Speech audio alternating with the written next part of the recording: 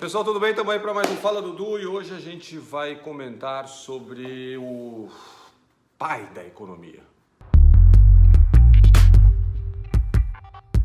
Primeiro economista, o Adão da economia, o Adam Smith. O Adam Smith é considerado por muita gente o primeiro economista. Naquela época, na época do Smith, a gente não chamava o negócio de economia, chamava political economy, era uma coisa tudo meio misturada com filosofia, né? Com ciência política e tal. E o Smith é considerado o pai da economia e é dele que vem a primeira ideia, né? A primeira estruturação do raciocínio de que cada um olhando para o seu próprio umbigo a gente pode alcançar uma coisa que é boa para a sociedade, tá? Então o Adam Smith é o que inventa a noção lá da mão invisível, que olha, se eu deixar os mercados funcionarem livremente, é melhor para todo mundo. Então ele falava, não é da benevolência do padeiro que eu como meu pão quentinho todo dia de manhã, mas é pelo interesse dele de ter lucro. Ele produz, olhando para o próprio umbigo dele, né? Olhando para os custos, quanto que ele vai vender, preço e tal, e isso no fim das contas me beneficia. E aí se o governo tenta intervir lá no mercado de pão para dar mais pão para algumas pessoas e tal, ou baixar o preço do pão, esse mercado não funciona e eu acabo sem pão. Né? Melhor às vezes pagar um pão mais caro porque o preço do trigo subiu do que ficar sem pão. Então essa ideia da mão invisível e da eficiência dos mercados surge lá com o Adam Smith, né? A grande obra, tem duas grandes obras, né?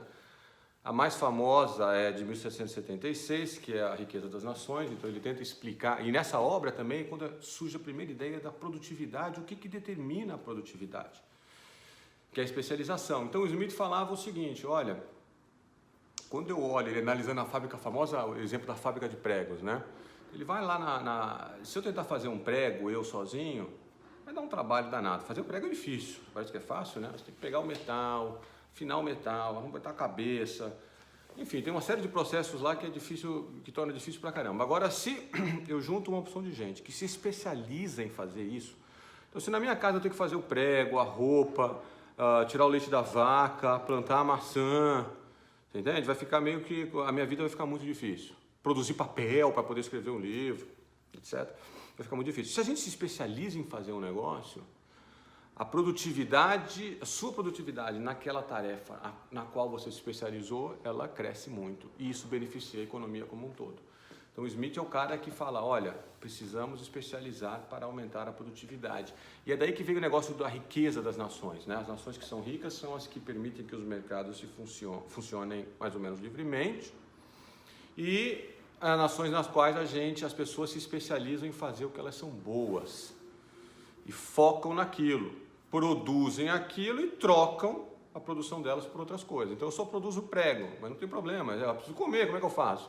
Não, eu vendo prego, pego o dinheiro da venda do prego, compro comida de um cara que se especializou em criar lá as vacas e plantar, não sei lá, soja, tá bom? Então essa ideia do Smith da riqueza das nações é a coisa da especialização, né? Então, quanto mais especializado, mais produtivo, quanto mais produtivo, mais rico. E o único caminho para o país ficar mais desenvolvido é maior produtividade. Esse era o ponto central do Smith. Então, o Smith ele é conhecido como o pai da economia liberal, porque ele explica de uma maneira bastante lúcida como é que os mercados funcionando sem intervenção do governo, como que eles são eficientes, né? E como que isso beneficia a sociedade como um todo. E aí aí surgem algumas confusões, as pessoas julgam os Smith como esse cara daí, ele só acha que as pessoas só olham para o seu próprio umbigo, né? Que todo mundo só defende o próprio interesse, etc. O Smith nunca falou isso, nunca falou isso. O Smith, inclusive, entendia muito bem, porque ele tinha um livro muito famoso também, o segundo livro mais famoso dele, que é a Teoria dos Sentimentos Morais, que as pessoas são muito mais complexas do que isso. Né? Que as pessoas... A abertura do livro do Teoria dos Sentimentos Morais é os primeiros trechos lá, o primeiro parágrafo, não tenho certeza se é o primeiro parágrafo, mas está na primeira página. É o Smith falando alguma coisa do tipo, olha, as pessoas normalmente têm seu comportamento individualista, mas elas também extraem utilidade, extraem prazer em ver as coisas boas que acontecem com os outros, né? Então ele propõe uma teoria da moral um pouco mais abrangente, mais complexa do que a que existia antes. Eu não sou especialista em em filosofia, obviamente, muito longe disso. Mas, basicamente, o que ele tenta fazer, teoria dos sentimentos morais, é mostrar essa complexidade do ser humano. Ele maximiza a parte do bem-estar dele, né? Está preocupado com as coisas dele, o padeiro, mas também ele vai ficar satisfeito de ver que uma coisa que ele faz é importante para a sociedade, ou ele vai ficar satisfeito de ver que alguém, que um amigo dele está indo bem no novo emprego dele, esse tipo de coisa, tá? Então o Smith não era um cara que via o ser humano como uma máquina que maximiza lucro e não está nem aí para nada. Esse é o primeiro ponto importante para esclarecer. Ele entendia a complexidade das pessoas, mas na grande escala da economia, ele sabia que era melhor deixar os interesses privados regerem para onde as coisas vão, né? O padeiro produziu o pão dele para ter lucro. Ele sabe que isso é uma simplificação. Ele sabe que o padeiro não está preocupado só em ter lucro, tá? Mas é uma boa aproximação a gente pensar que ele quer, que é uma das coisas muito importantes para ele é ter o lucro, para deixar ele produzir o pão livremente, etc.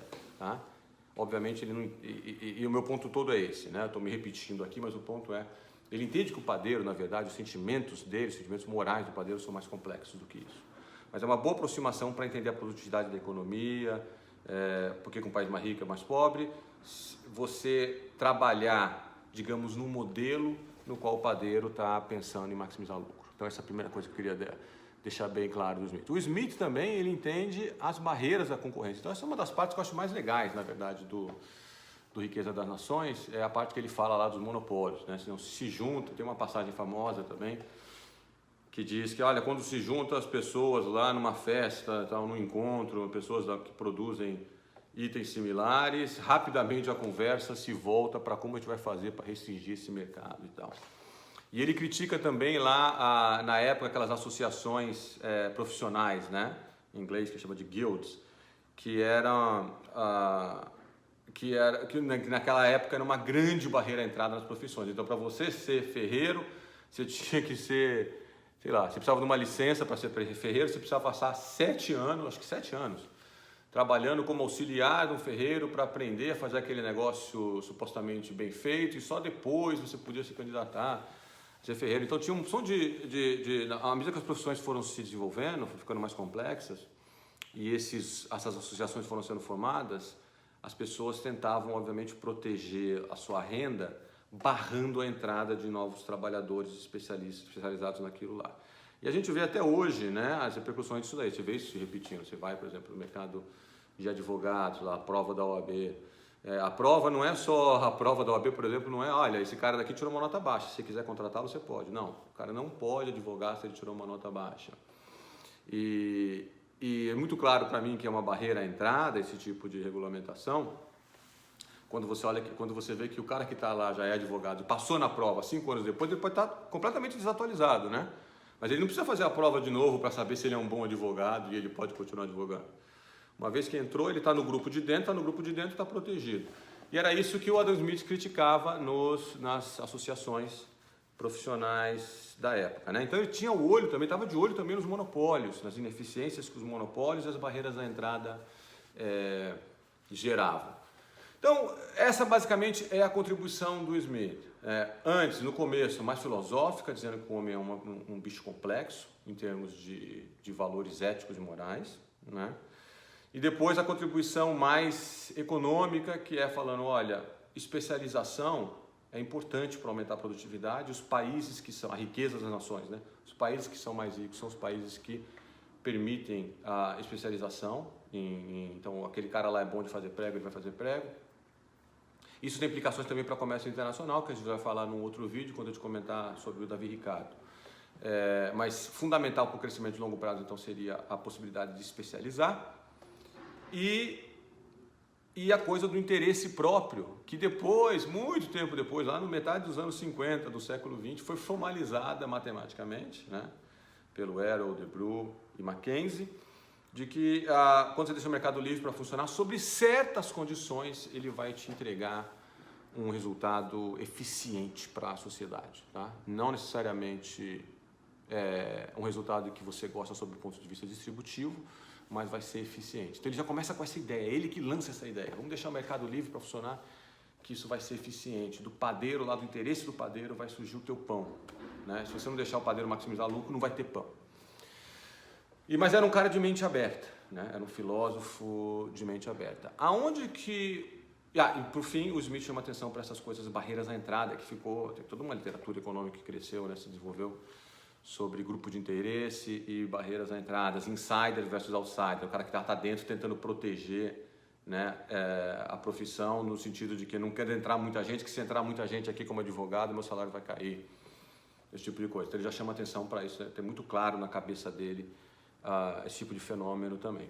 O que o Smith, do Smith, o que não ficou realmente foi a teoria do valor dele, né? Então hoje a gente entende valor de uma maneira bem diferente que o Adam Smith entendia. Para ele, o valor de algum bem, o valor de uma cadeira ou de um lápis, era o trabalho que está embutido nele. Hoje a gente entende valor de uma maneira diferente. A gente entende, se eu produzir um negócio lá, botei horas escrevendo um meu livro, né? O livro do Fala Dudu e tal, e as pessoas não gostam muito, não importa que eu coloquei muitas horas lá escrevendo o tal do livro, né? Ou minha poesia, eu escrevi um livro de poesia e tal. As pessoas, olha, eu fiquei um ano escrevendo livros de poesia. Poesias que para mim são bonitas e tal, e estou tentando, ninguém gosta da minha poesia. Qual que é o valor? É o tempo que eu gastei escrevendo esse livro, ou é quantas pessoas, né, extraem de utilidade, de felicidade, de prazer de ler o livro? Então hoje a gente entende o valor como esse segundo tipo de conceito e não o primeiro, que era o defendido por Smith. Mas isso veio a mudar depois, no século XIX. Tá? O Smith estava escrevendo no século XVIII. Né? Então é isso. Sobre o Adão, é isso daí. O pai da economia, um cara de cabeça aberta, perceptivo, e que mudou em relação à obra original, é como a gente entende o valor das coisas na economia hoje. Tá bom? Pessoal, abração, obrigado. Não desliga não. Tem que apertar os botões, ó. Tem que assinar o canal, tem que curtir e tem que divulgar, tá bom? Curtir se você gostou, né? Se você não gostou, não precisa curtir. Abração, tchau.